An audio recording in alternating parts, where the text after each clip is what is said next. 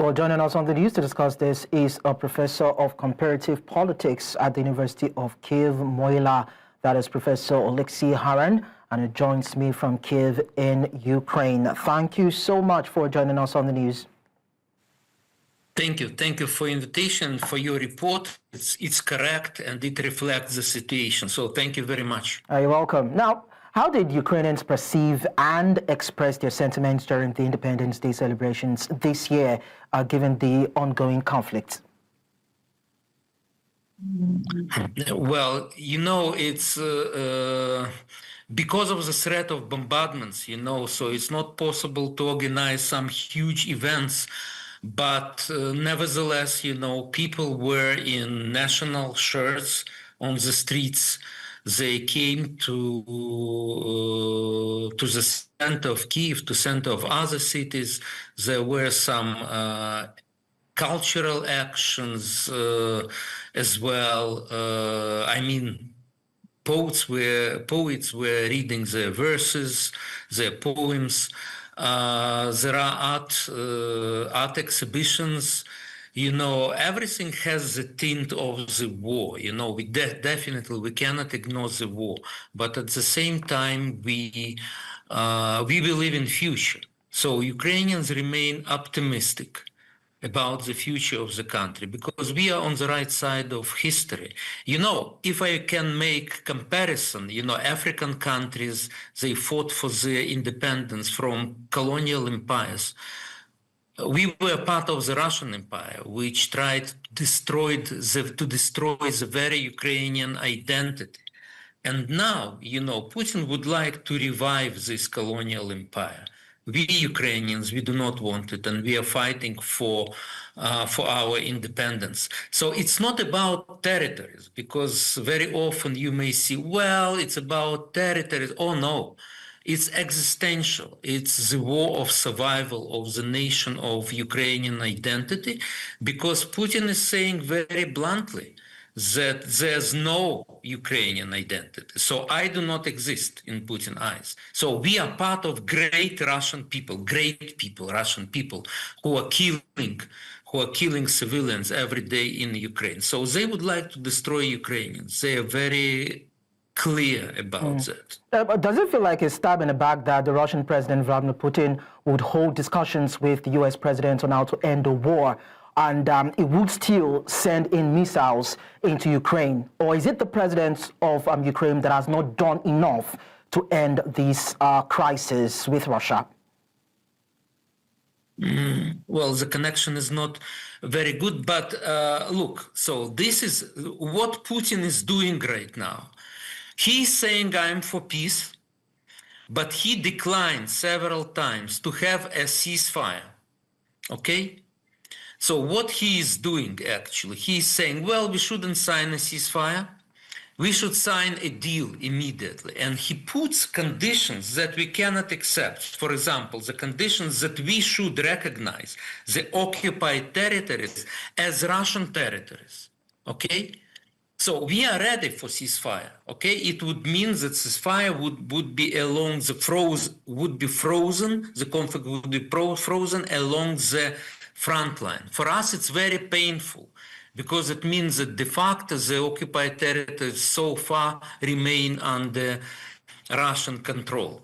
But we are ready for that, to do that, despite the fact that this is very painful. But definitely we will not recognize that this is part of Russia. That's clear. And Putin, so he's putting these conditions, and at the same time, he's continuing bombardments. He doesn't want ceasefire.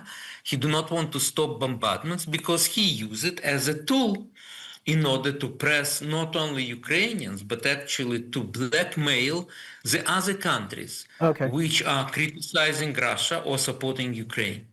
Okay, so how do Ukrainians generally view their current leadership regarding the handling of the conflict and efforts to secure peace? How Ukrainians see Ukrainian leadership? Yes. Right? Yes. Okay.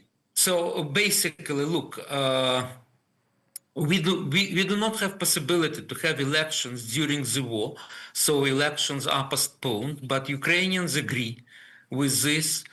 And we would like to have elections, but when the war ends, so Ukrainian president, Ukrainian parliament, according to Ukrainian constitution, remain legitimate.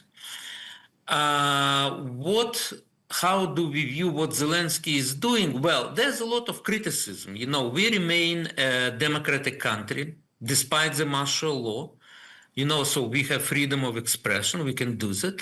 But at the same time, we support president in fighting Russia, and also we support his diplomacy to stop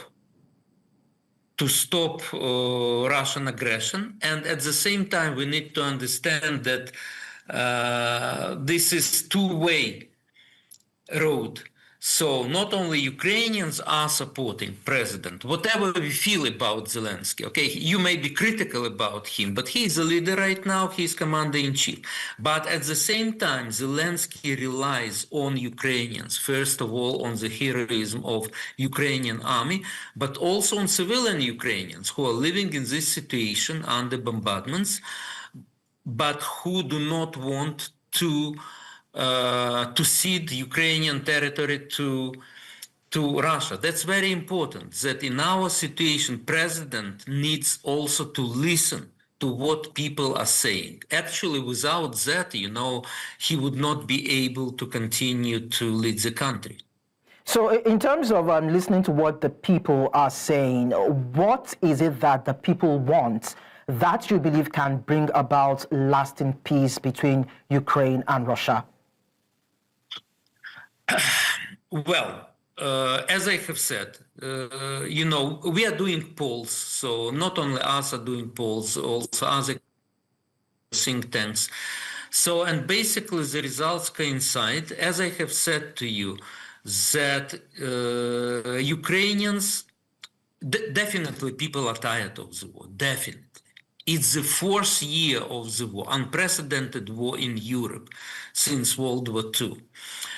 But Ukrainians do not want to give up our sovereignty and territorial integrity. I have already actually explained that people would support the ceasefire, even painful ceasefire, but people will not support giving up territory to Russia, or even withdrawing Ukrainian army from the territories which are not occupied by Russia. Because what Russia is saying, look, this is so cynical. They're saying, okay, we may make a peace, but you need to withdraw from the territories which we do not control. Doesn't it look crazy? So Russians do not want to withdraw themselves, but they demand for Ukrainians to withdraw from Ukrainian territory. That's what Putin is saying. So he's not ready. And the only way, I think, we shouldn't beg, Mr. Putin, please have a ceasefire, please stop bombardment. There should be a pressure. There should be pressure. And the pressure could be done, first of all, by sanctions, and secondly, by military support to Ukraine, because we need weapons, not to attack, we need weapons to defend.